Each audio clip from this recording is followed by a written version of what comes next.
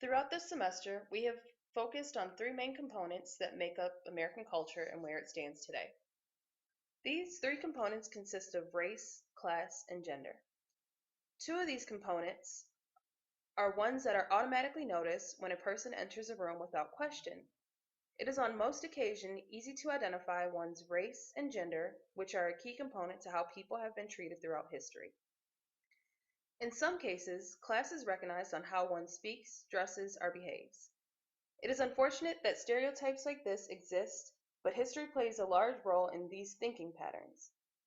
In this video, we will explore the history of African culture surrounding the transatlantic slave trade, the civil rights and black liberation movement, class warfare and the Occupy movement, and lastly, women's rights. All of these events have been catalysts for each other in some shape or form. Let's first explore the transatlantic slave trade and its effects on the African diaspora. We have seen examples of slavery's existence since the Bible. Slavery has affected many cultures, including Jews, poor white people, Romans, and countless others. One area of slavery that created a large impact on America was the transatlantic slave trade. Before the Europeans' arrivals, Africans lived as normal people and some as kings and queens. This travesty began around the mid-1400s and was abolished in America by 1807.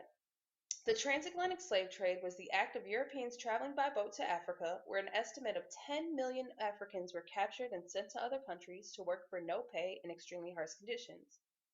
America, being a white man's country and a large supporter of slavery, was home to many displaced Africans. During this time, much culture was lost, along with lives, and families were torn apart. Some aspects were preserved through song and dance.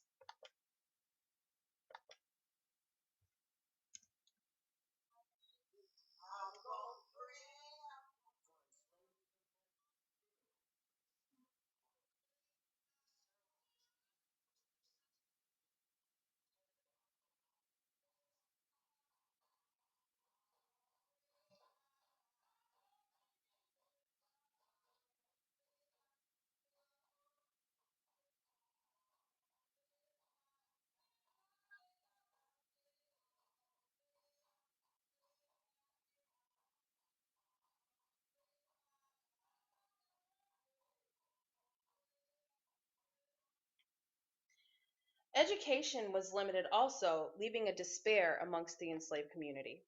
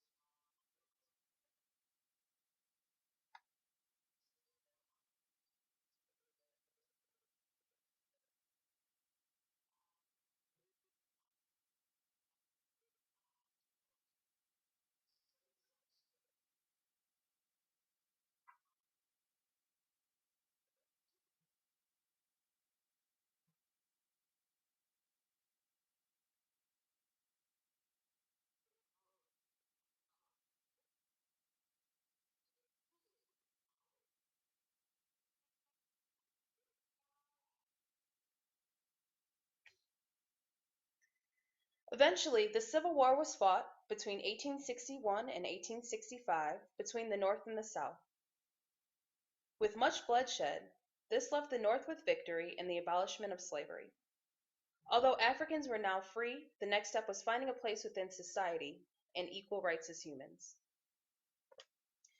1955 marked the beginning of what is now known as the Civil Rights Movement. This movement was established to form equal rights for Black people in America. Up until this point, Black people were not treated as equal citizens. Separate schools, drinking fountains, neighborhoods, jobs, seating in restaurants and public transportation, along with not being able to vote, made it almost impossible for Black people in America to succeed with their white peers. This movement was met with much resistance from whites and took many years and lives in order to become possible. Key players within this movement are Martin Luther King, Rosa Parks, Malcolm X,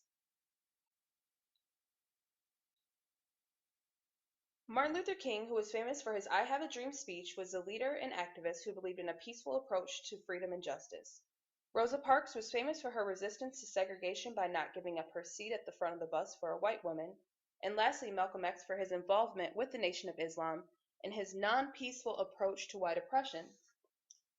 Although these three had different ideas of going about freedom for the Black community, the message was the same. With white people in power, I believe this triumph for the Black community would not have been possible without white solidarity. By 1968, segregation was defeated and equality was promised to the people.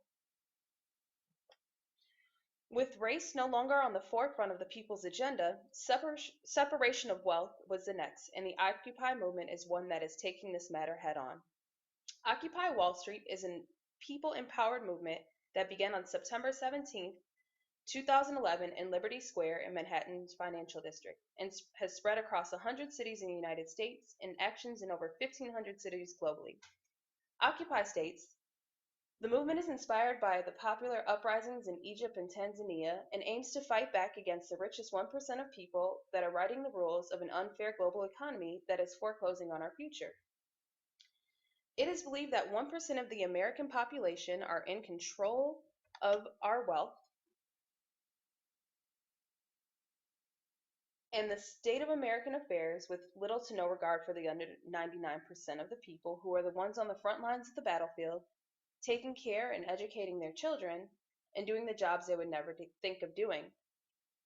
Some principles of the Occupy movement are engaging in direct and transparent participatory democracy, exercising personal and collective responsibility, recognizing individuals' inherent privilege and the influence it has on all interactions, empowering one another against all forms of oppression, redefining how labor is valued, the sanctity of individual privacy, the belief that education is a human right, and making technologies, knowledge, and culture open to all freely access, create, modify, and distribute.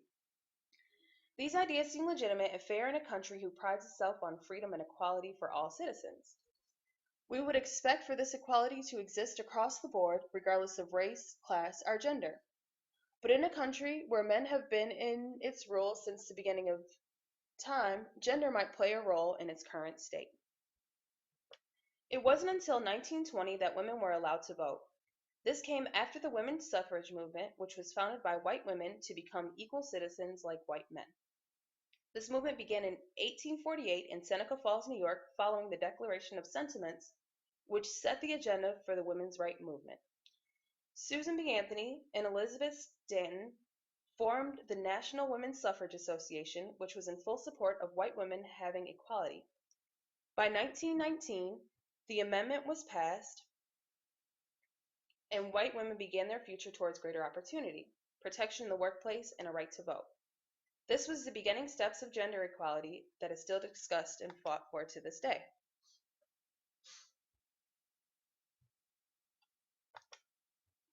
In Johnny Tillman's Welfare is a Women's Issue, published in 1972, she says, I am a woman. I am a black woman. I am a poor woman. I am a fat woman.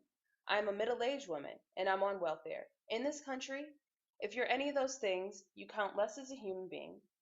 Tillman goes on to discuss how welfare is used as a tool of survival amongst women, regardless of race. 99% of welfare families are headed by women. There is no man around. In half of the states, there can't be a man around because the AFDC, Aid to Families Wealth with Dependent Children, says if there is an able-bodied man around, then you can't be on welfare. If kids are going to eat and the man can't get a job, then he's got to go. It is not only used to control family, but a woman's body.